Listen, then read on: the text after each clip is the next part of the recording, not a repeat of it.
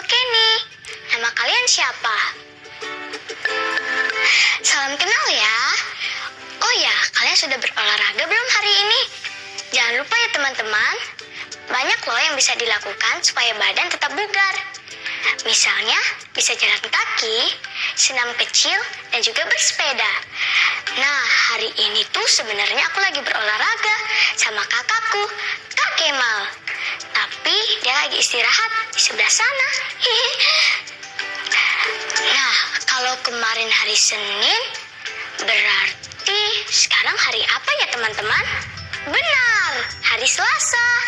Jadi kalau kemarin teman-teman sudah belajar tentang jenis-jenis benda cair, nah hari ini kita akan belajar tentang sifat benda cair. Pasti seru dan menarik ya. Tapi apa saja ya sifat benda cair itu? Sekarang kita tanya sama Kak Kemal yuk. Tapi mana ya Kak Kemal? Kok lama banget sih istirahatnya? Mana ya? Nah ini dia Kak Kemal. Halo Kenny. Wah, Kenny sudah sama teman-teman kelas 2 yang ada di rumah ya? Apa kabar kalian? Syukurlah kalau kalian semua sehat-sehat. Duh, capek banget nih. Kak Kemal sambil duduk ya. Loh, bukannya tadi Kak Kemal habis istirahat? Istirahatnya kurang ya Kak? Jadi, tadi pas Kak Kemal mau istirahat dan minum, ternyata botol minum Kak Kemal airnya habis. Waktu mau cari ke warung, sepeda Kak Kemal gembos. Makanya Kak Kemal balik ke sini lagi. Loh, Kak Kemal kenapa nggak minta sama Kenny aja?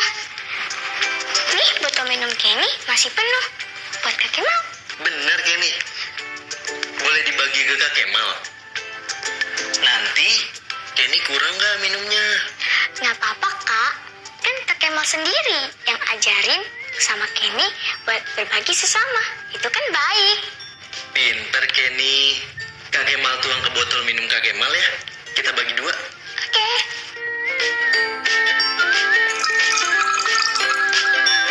Tapi Kak, kayaknya kurang deh. Itu batas airnya beda. Nah, coba deh kita lihat. Botol minum Kak Kemal dan botol minum Kenny sama nggak? Beda Kak. Punya Kak Kemal lebih besar. Benar. Jadi kapasitas botol minum Kak Kemal pastinya lebih banyak. Maka, kalau mau dibagi 2 sama rata, batas air untuk botol minum Kak Kemal meskinya terlihat kurang dari batas air minum Kenny. Meski isinya sama. Begitu Kenny. Oh iya benar Kak. Aku baru ingat. Kapasitas untuk benda cair dalam wadah itu beda-beda. Tergantung bentuk wadahnya. Kalau nggak salah itu adalah salah satu sifat benda cair. Benar ya Kak? Betul sekali. Nah, Kenny sama teman-teman pengen tahu nggak contoh lain dari sifat benda cair yang utama? Mau Kak. Wah aku jadi nggak sabar nih Kak. Kita cepet pulang ke rumah yuk Kak. Biar bisa cepet belajarnya. Sebut, tulis, dan gambarkan benda cair yang berada paling dekat denganmu saat ini. Sebutkan genangan air di jalan. Tuliskan, gambarkan. Hore, aku udah selesai. Wah, hebat Kenny. Teman-teman di rumah bagaimana? Sudah berhasil menulis dan menggambar benda cair yang berada paling dekat dengan kalian belum? Aku yakin pasti sudah Kak Kemal. Ya kan teman-teman? Tapi, kalau belum selesai gambarnya nggak apa-apa kok. Nanti dilanjutkan lagi. Yang penting, kita sama-sama sebutkan dulu saja yuk. Gimana Kenny? Baik Kak Kemal. Sebutkan, tuliskan, dan gambarkan benda cair yang berada paling dekat denganmu saat ini. 1, 2, 3. Genangan air di jalan. Hebat. 2 jempol untuk Kenny dan teman-teman yang ada di rumah. Kasih kasih Kak Kemal, juga teman-teman di rumah yang sudah menunjukkan gambarnya. Tapi Kak Kemal penasaran deh, kenapa ya Kenny gambar genangan air di jalan? Kakak kira Kenny akan gambar botol minum. Iya, tadinya mau begitu Kak. Tapi kalau Kenny pikir botol minumku kan dibawa sama Kak Kemal. Jadi lebih dekat ke genangan air di jalan daripada di botol minum itu. Hehe. Wah, keren Kenny. Pengamatannya cermat banget. Tapi benar kan Kak? Genangan air itu adalah benda cair juga? Benar dong. Genangan air juga benda cair. Kalau tadi digambar Kenny itu, wadahnya si genangan air itu berarti apa yo? Wadahnya... si jalanan itu? Betul, karena jalan tidak rata dan mungkin bolong, maka air yang jatuh jadi memenuhi bolongan di jalan itu sampai membentuk genangan. Ini artinya kembali ke sifat pertama benda cair, yaitu Berubah bentuk sesuai wadahnya. ya, betul. Nah, coba deh Kenny ingat-ingat lagi, air di jalanan itu bisa ada karena apa kira-kira? Bisa karena ada air yang jatuh pas orang jalan sambil minum. Atau air hujan yang jatuh dari langit. Benar sekali. Tadi Kenny bilang jatuh dan turun kan? Iya, Jatuh itu apa sih? turun dari tempat yang tinggi ke tempat yang rendah. Tepat sekali. Nah, itu juga adalah sifat air. Ia bergerak mengalir dari tinggi ke rendah. Lalu satu lagi nih. Apa Kak Kemal? Untuk sifat yang ketiga, gimana kalau penjelasannya dari lembar cerita yang Kak Kemal punya ini? Mau Kak Kemal bacakan nggak? Iya Kak, mau. Siap kalau gitu. Ayo teman-teman, kita simak sama-sama ceritanya ya. Benda cair di sekitarku. Banyak benda cair yang ada di sekitar kita. Seperti apa benda cair itu? Benda cair akan berubah bentuk sesuai dengan tempatnya. Apakah di rumahmu ada minyak goreng? Nah, coba perhatikan. Jika minyak goreng dalam botol dituang ke dalam penggorengan, bentuknya akan seperti penggorengan. Ini yang dimaksud dengan berubah sesuai dengan tempatnya. Apa sifat benda cair selanjutnya? Benda cair mengalir ke tempat rendah. Apakah kamu pernah melihat air di selokan? Dari air di selokan atau di rumah, kita dapat melihat bahwa air mengalir ke tempat rendah. Kita juga dapat melihat pada air terjun yang mengalir dari tempat tinggi ke tempat yang rendah. Benda cair juga dapat meresap. Apakah kamu pernah menumpahkan air di lantai? Kamu pasti akan membersihkannya dengan kain lap, ya bukan? Air terserap dan lantai pun bersih. Hal ini terjadi karena benda cair meresap melalui celah-celah kecil pada kain pel. Meresapnya benda cair ini tergantung pada seberapa kental cairan tersebut. Semakin kental cairannya, maka akan semakin susah untuk meresap.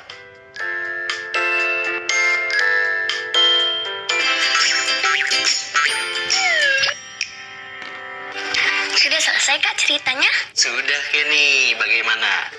Makin jelas kan tentang benda cair? Jelas sekali Kak. Teman-teman di rumah juga jadi ngerti kan? Apa saja sih itu sifat dan ciri-ciri benda cair? Wah, hebat teman-teman semua. Berarti kalian semua tadi sudah menyimak dengan baik ceritanya. Terima kasih ya teman-teman. Berarti sekarang aku dan teman-teman sudah siap nih tanya jawab. Pertanyaan pertama, apa judul lembar cerita tadi? Benda cair di sekitarku. Bagus sekali Kenny. Lalu, cerita tadi itu membahas tentang apa sih? Bisa Kenny ceritakan ulang nggak? Cerita tadi itu membahas tentang benda cair di sekitar kita dan sifat-sifatnya. Yaitu apa saja sifat-sifatnya? Ingat kan, 2 dari 3 sifatnya sudah kita ceritakan tadi dengan gambar genangan air tadi di jalan. Iya, aku masih inget kok. Jadi sifat yang pertama pertama adalah benda cair yang dapat berubah bentuk sesuai tempatnya. Yang kedua, benda cair dapat mengalir dari tempat tinggi ke tempat yang rendah. Yang ketiga, Benda cair dapat meresap, tapi tergantung kekentalannya. Semakin kental benda cair, semakin susah untuk meresap. benar. Hebat, Kenny. Nah, karena udah tahu 3 sifat dasar benda cair, kita main mencocokkan gambar yuk. Seru tuh, Kak. Kenny mau dong? Nah, Kenny sambil lihat gambar ini ya. Dari ketiga gambar ini, manakah yang menggambarkan tentang sifat pertama benda cair yang dapat meresap? Gambar yang ketiga, Kak. Benar. Mengapa? Karena di gambar 3 ini ada air dan juga kain lap. Berarti ini maksudnya kain lap yang dapat meresap air yang tumpah. Ya kan, Kak Kemal? Tepat sekali. Lanjut ya. Oke.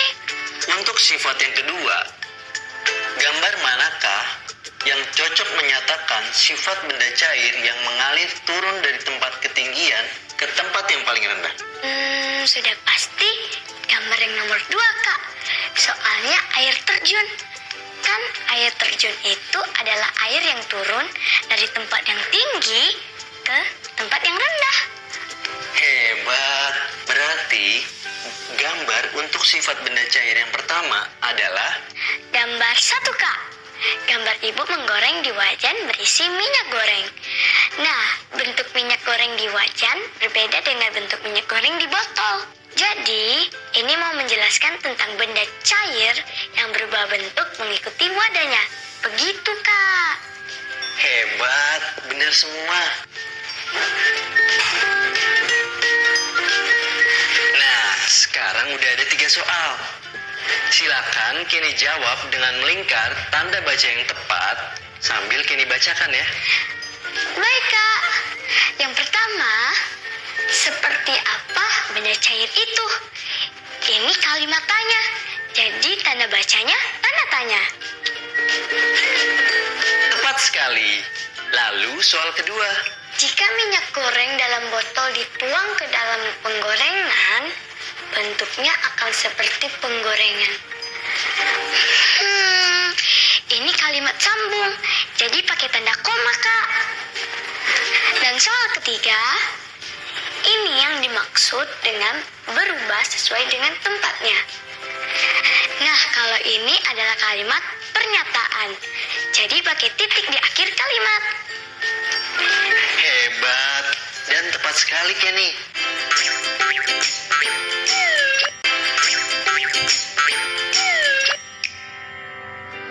Intuisi bilangan. Tepat banget.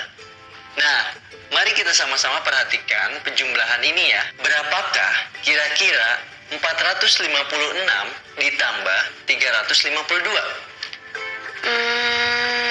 700? Perkiraan Kenny nggak salah. Tapi Kak Kemal punya cara mengira yang lebih mudah untuk menjumlahnya. Dan hasil perkiraannya bisa mendekati ke hasil sebenarnya. Bagaimana, Kak? Caranya dengan mencari bilangan yang sepadan dari masing-masing angka ini. Misalnya, bilangan sepadan dari 456 adalah 450. Oh, aku tahu, Kak. Berarti bilangan sepadan dari 352 adalah 350? Benar. Lalu, jika dijumlahkan 450 ditambah 350 adalah 800. Jadi, bilangan sepadan itu bilangan yang terdekat angkanya ya, Kak? benar Kenny. Kita coba latih dengan penjumlahan yang kedua ya. Coba Kenny yang tulis soalnya sekarang. Berapa kira-kira hasil dari perjumlahan 386 ditambah 417? 417. Berarti aku cari bilangan sepadannya dulu. 386 mendekati 400. 417 mendekati 400. Kalau dijumlahkan kan 400 tambah 400, 800. Bagus sekali, Kenny. Lalu, apakah hasil perkiraan Kenny lebih atau kurang dari hasil sebenarnya? Hampir sepadan, Kak. Karena 400 itu lebih dari 386. Tapi 400 itu kurang dari 417. Jadi 800 itu mendekati dan hampir sepadan dari hasil sebenarnya. Baik. Karena kita sedang mengira, maka hasilnya adalah mendekati hasil sebenarnya. Bisa lebih atau kurang. Yang penting sekarang Kenny bisa menentukan bilangan sepadan tadi. Angka terdekat dari bilangan yang dimaksud. Jadi, perjumlahan 386 ditambah 417 kira-kira hasilnya adalah 800, yaitu mendekati. Hampir sepadan. Tapi sepertinya sih lebih dari hasil sebenarnya. Sebab hasil sebenarnya adalah 803. Begitulah cara mengira-ngira. Ngerti kan, Kenny? Ngerti, Kak?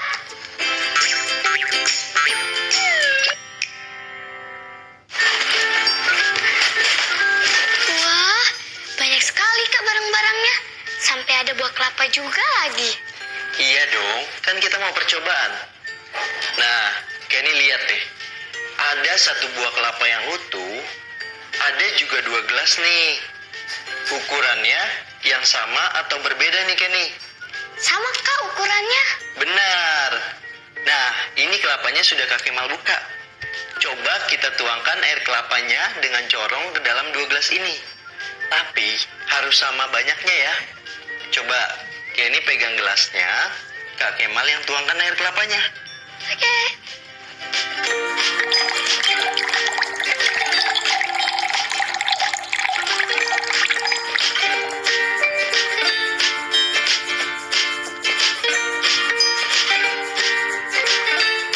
Kayaknya udah cukup nih, Kak. Sudah sama terisinya.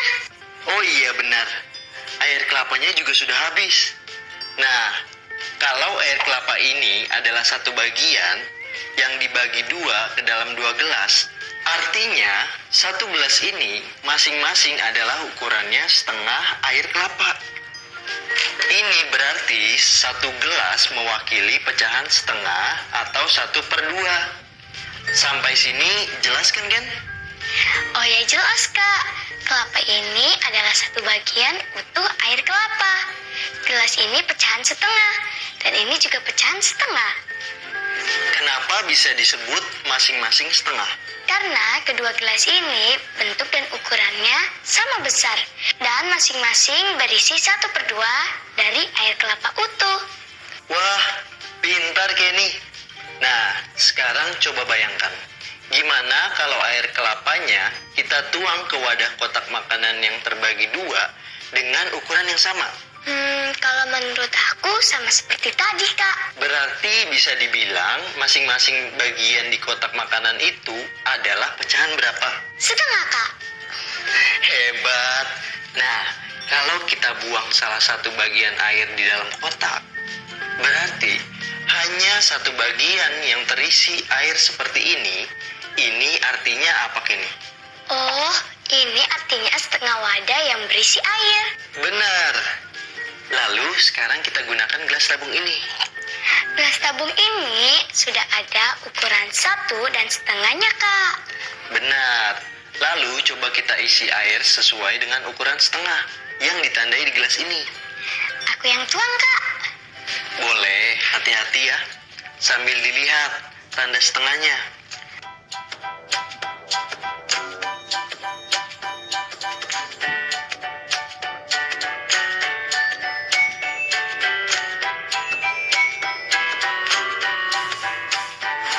Pasti tanda setengah nggak, Kak? Pas kok, Kenny.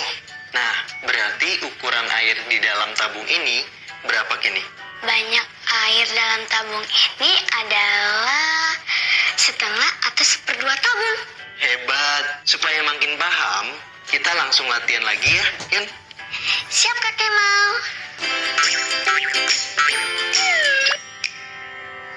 Kenny dan teman-teman di rumah Perhatikan gambar berikut ini ya. Dari keempat wadah ini, mana yang menyatakan wadah yang setengahnya berisi air? Coba sambil ingat-ingat gambar setengah tabung tadi. Gambar ketiga. Benar. Sekarang soal kedua. Kali ini pakai gambar panci. Jika gambar di tengah ini adalah ukuran satu panci, maka manakah gambar yang menyatakan ukuran setengah panci? Gambar yang kiri, Kak. Benar lagi. Wah, hebat Kenny. Teman-teman di rumah juga bisa menjawab benar nggak? Kalau masih kurang tepat, nggak apa-apa. Kita latihan sekali lagi dengan soal ini ya. Apakah bagian yang terisi air ini merupakan setengah bagian? Bukan, Kak. Kenapa Kenny? Karena bagian yang terisi air tidak sama besarnya dengan bagian yang kosong. Bagian yang kosong terlihat lebih besar. Berarti ini bukan wadah yang terisi setengah air. Kenny yakin? Yakin sekali. Tepat sekali. Wah, Kenny hebat banget. Kak Kemal bangga deh. Hai teman-teman, ketemu lagi dengan aku, si Ilmuwan Cilik. Gimana teman-teman belajarnya? Seru kan? Seru pastinya. Percobaan kita kali ini juga nggak kalah seru loh. Kalian masih ingat kan? Proyek air minggu kita kali ini? Betul, percobaan penyerapan air pada dua benda yang dibulatkan menjadi bola. Nah, kemarin kita sudah di tahap perencanaan dan memilih dua bahan yang akan kita coba. Sudah ditulis di jurnal proyek kalian juga kan? Aku pilih kain dan kertas koran. Setelah perencanaan, kita mulai persiapkan percobaannya ya. Ini bahan-bahan yang perlu kalian persiapkan. Pertama, siapkan 2 buah gelas yang berukuran sama. Kedua, isi 1 botol besar dengan air. Ketiga, siapkan 2 buah bahan yang kamu pilih. Keempat, siapkan menggaris atau benang untuk memastikan besar bolanya. Nah, sampai sini dulu ya teman-teman. Aku akan kasih tahu tahapannya besok. Jangan lupa tulis di jurnal proyekmu ya. Sampai jumpa teman-teman.